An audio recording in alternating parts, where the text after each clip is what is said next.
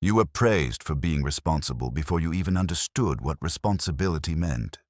The teacher said you were mature. Your parents said you were strong. People called you dependable, trustworthy, admirable. And you believed them. You grew up thinking that working hard was the way to matter. That staying up late to finish a task wasn't optional, it was a quiet oath you made to yourself. That taking breaks was a luxury for those who didn't care as much as you did. So you learned to carry things, expectations, pressure, people. You became the one others relied on, the one who fixed things, the one who didn't complain, the one who always somehow kept going. But no one told you this. Hard-working people, the ones who push and give everything, are the most at risk of burning out. Not because they're weak, but because they are so strong for so long without stopping. You didn't get here overnight, and it didn't start with a collapse. It started with a whisper, one you ignored. I'm tired, but you worked anyway. I'm overwhelmed, but you smiled anyway. I don't think I can do this anymore. But you did it anyway. That's what hard-working people do. Until one day, you break, but so quietly no one even hears it. Let's go back. Not just to the symptoms, but to the root. Let's trace how burnout grows in people like you. People who care, who strive, who carry too much without letting it show. It begins with identity. You learned that your worth was tied to output.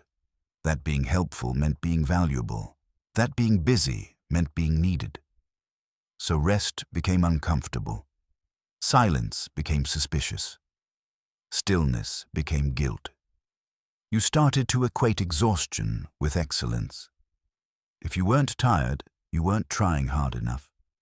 If you weren't stressed, were you even doing anything important? So you ignored the signals. You took pride in pushing through. You celebrated being the last to leave the first, to arrive the one who never says no. But what happens when that pride becomes poison? Burnout isn't always loud. Sometimes it's the slow fading of color from your life. The things you used to love feel like chores. You wake up already tired. You can't remember the last time you laughed, really laughed, without it feeling forced.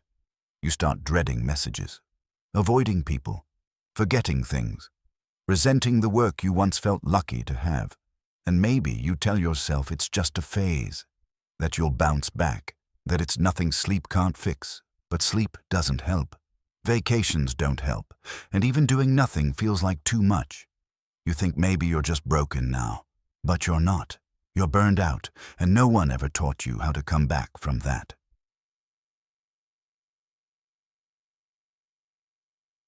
Why are hardworking people most at risk? Because they don't know how to stop. Because they're afraid of what stopping means. Because they're afraid that if they pause just for a moment, the world will crumble. Or worse, they will. You've built your entire identity around being capable. So admitting you're exhausted feels like betrayal. You don't want to disappoint anyone. You don't want to let the team down. You don't want to be the weak link. But here's the truth you've avoided. Burning out doesn't mean you're weak. It means you've been too strong for too long without enough support. It means you've carried things alone that were never meant to be carried alone. It means you've prioritized everyone else for so long that you forgot yourself. It means your humanity, your limits, are calling you back. Will you listen this time?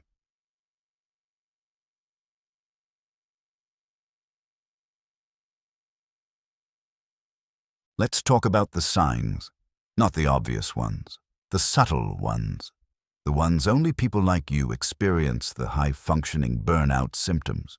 You still show up, you still get things done, but inside you feel numb, you're irritable. Little things frustrate you more than they should. You isolate, but you don't know why. You're constantly behind even though you never stop working. You cry for no reason, or for every reason.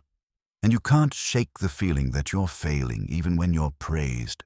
You fantasize about disappearing, not dramatically, just quietly slipping away from all of it. You think if you just rest for one weekend, maybe you'll feel better. But you don't. Because rest doesn't work when you feel guilty for resting. And you do, don't you? You lie down and your mind races. You take a day off and your body tenses. You stop for a moment and panic rushes in. Because you don't know how to be anything other than busy. You don't know how to be without performing. Hardworking people are often perfectionists, people pleasers, trauma survivors, overachievers who were praised for what they did not for who they were. And that's where the wound begins. You were told that your worth was in your usefulness, that love was conditional, that rest was earned, not deserved. So now as an adult, you replicate that pattern. You run yourself into the ground, hoping someone notices, hoping someone finally says, "You've done enough. You can rest now."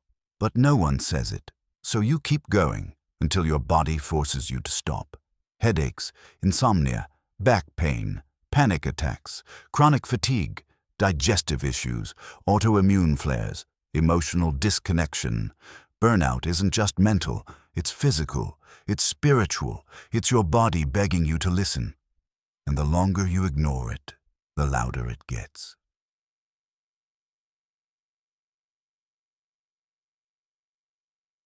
But here's the truth. You can heal, you can recover, but not by pushing, not by hustling, not by fixing yourself. You recover by remembering yourself. You recover by learning that rest is not earned, that your worth is not in your work, that you are allowed to just be without doing. It starts small, turning off notifications, saying no even when it feels terrifying, sleeping without guilt, eating slowly, walking without a destination, letting someone else carry something even when they don't do it your way. Breathing not for performance, but for peace. And slowly the color comes back. The laughter returns. The mornings feel lighter. The pressure lifts. The heart softens. Not all at once, but enough to know you're coming back to life. You may have spent years building a life that looks good, productive, impressive, responsible. But now, it's time to build a life that feels good. Because what's the point of success? If you're miserable, living it, hard-working people don't need more motivation. They need more compassion. They don't need another planner, another task list, another coffee. They need space, stillness, a hand on the shoulder that says, "You can stop now. You are enough." So here's what I want to tell you. You are not your output. You are not your inbox. You are not your ability to keep pushing. You are a human being, not a machine, and you are worthy of rest, even when the world says otherwise, especially then.